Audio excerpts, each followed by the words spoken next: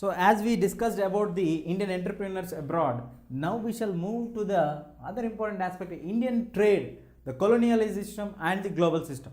How did the Indian market played a very vital role in the British market? How is it possible? That's the big fundamental question. Now in order to answer this fundamental question, let us try to find out the history that gives the answers for us. The fine cotton was initially exported from India to Britain. This is a known fact.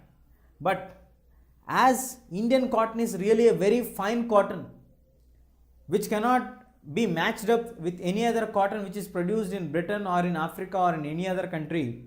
So the local cotton which was made by the Britishers was getting a very difficult and tough task from the Indian cotton which is being imported into Britain. So with this, the people of Britain started to raise their voices, like especially the industrial groups or the cotton merchants, that in order to safeguard the local interest, you need to put extra tariff restrictions or ban the import of Indian cotton into Britain. So with the pressure of the mercantile group and the industrialists, the Britain government imposed extra tariff taxes on Indian cotton. With that, the Indian cotton price has gone up, which became double cost almost when compared to the Britain's cotton. So automatically it resulted in the downfall of the Indian cotton import into Britain. Let us look at the statistics. According to the statistics, when the tariff tax has been increased, the Indian cloth began to come down. In 1815, when in 18th century it was 30%, by the time of 1815 it came down up to 15%, but by 1870s it completely came down to 3%, where it was at very zero level to the trade market. But at the same time, when the finished products trade has been coming down, declining, the raw material product from India to abroad also has gained very fast. If you look at the statistics for the raw material, this we have seen for the finished material. Now for the raw material, in 1812 it was 5%, whereas in 1871 it increased up to 35%.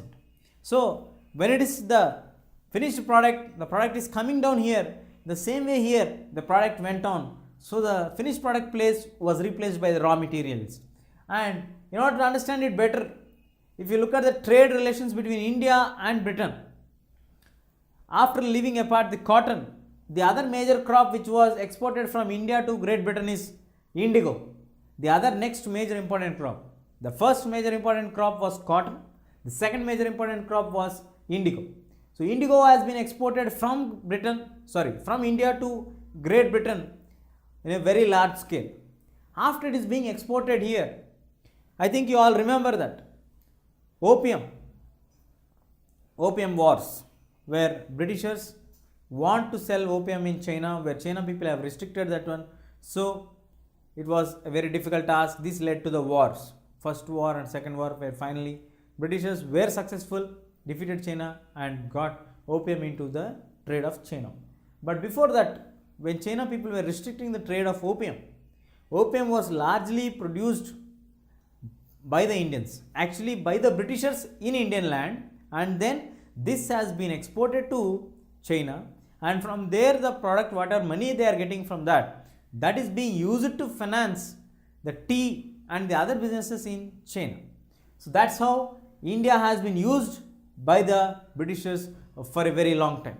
And not only this, India has been a saving bank for them, because the trade which the Britishers are doing with India is a surplus trade. They are in the trade surplus when compared to other countries, because Britishers, they have lot of other countries also to share their market. Once the cotton of India has been stopped off with the increase of tariffs, they started to expand their cotton to the other countries to get the global market. So for every product of Great Britain, they started to make it as a global product and selling it to the other countries and making it a very wide market. At the same time, Indian trade, whatever they have, is a surplus trade. So they used to use the extra amount of money whatever they are getting from here to balance the deficit where they are getting loss in any other country where they are doing the business for loss. Also to balance that one, they used to use the economy of the Indian business whatever they are getting, and they were also using the home charges which was actually paid as a extra compensation amount for the British officials who are staying in India, the extra amount that has been paid. So that's how the colonial system of the third country will be providing benefits for the mother country in order to compensate the loss between A, Britishers, to some other country in Africa, let us put it B, but the actual loss has been compensated by the other country like India C. So A and B are doing business directly, A and C are also doing business. If A and B business is in loss, the A and C business is in positive, that would automatically lead to compensate the loss which is present in A and B business sector. So that's how the Britishers used the Indian business, and this created the global supply and system for them. So the Indian trade has been connected with the global colonialism. From colonialism, it started to establish the global system.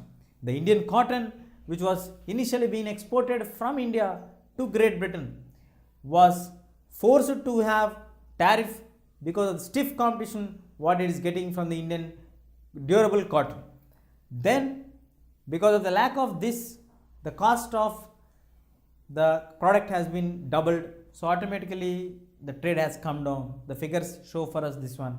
In 18th century it was 30%, in 1815 it came down to 15%, by 1870 it came nearly to 33%, which at the same time the raw material which is being taken from India has increased from 5% to 35%, whereas the indigo, the next major product which has been imported from India, is to get the other benefits, because the Britishers always used to keep Indian trade as a surplus trade for them, because they have a wide market and they used to make Indians to produce opium, and from this they used to sell opium to the China people, and from that money they used to finance the tea and the other wooden businesses whatever they have in China. And Indian extra income was an additional income to compensate the loss which is being incurred for the Britishers while they were doing any kind of business with the other countries in the other parts of the world. That's how the colonialism helped one country's loss to be recovered by the third country without involving into the first and the second country's business directly. If you like this video, please give a thumbs up. Please subscribe to our channel to get more videos on CBSE syllabus.